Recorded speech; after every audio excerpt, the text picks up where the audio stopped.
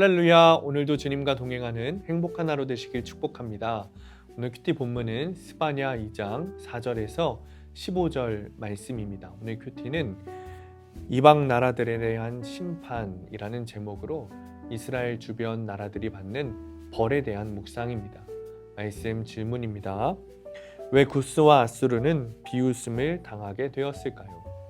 뛰어난 해양 민족이었던 블레셋은 앞서 철기 문명을 바탕으로 유목 민족 출신인 이스라엘을 괴롭혔습니다. 그래서 하나님의 언약궤를 빼앗아 갔습니다. 뿐만 아니라 유다 왕궁을 침략하여 재물을 탈취하기까지 했습니다.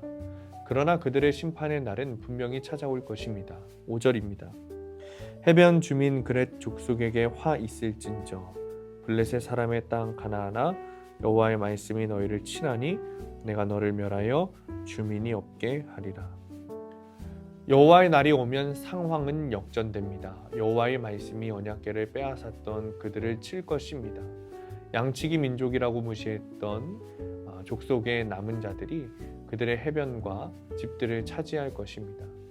하나님의 보살핌을 받은 자들이 그 땅을 기업으로 받을 것입니다. 그러니 우리는 지금 블레셋처럼 커 보이는 세상을 사랑하고 부러워하는 것이 아니라 하나님의 보살핌을 구해야 합니다.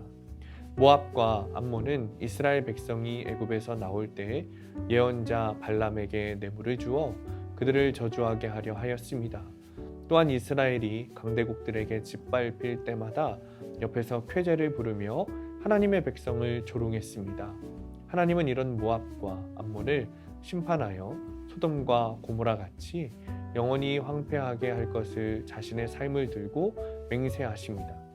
하나님은 범죄한 그분의 백성을 징계하시지만 징계받는 하나님의 백성을 조롱하는 원수들은 영원히 황폐하게 하십니다.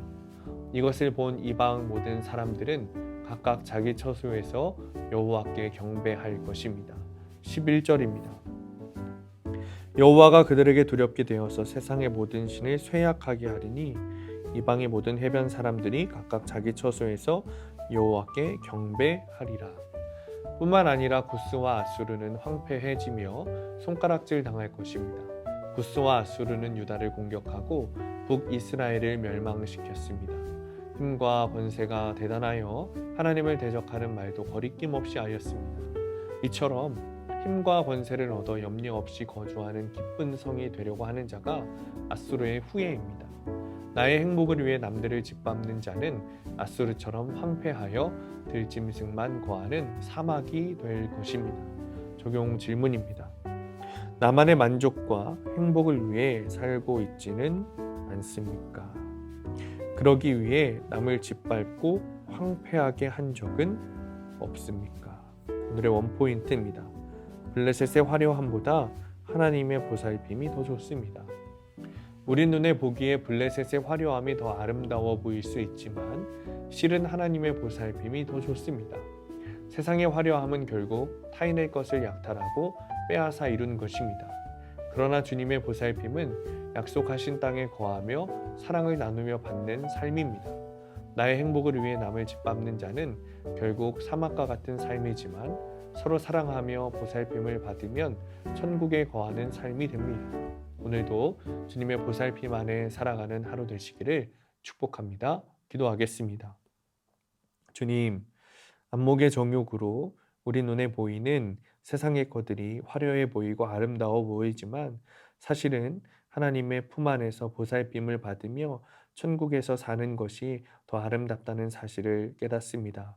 하나님, 내 눈에 보이는 아름다움으로 주님을 신뢰하지 못하고 주님을 배제하는 것이 아니라 오로지 누구보다 아름다우신 하나님을 따르며 그 보살핌 안에 살아가고 사랑을 주고받는 그 천국에서 살아갈 수 있도록 하나님 오늘도 축복하여 주옵소서. 예수님의 이름으로 기도합니다. 아멘.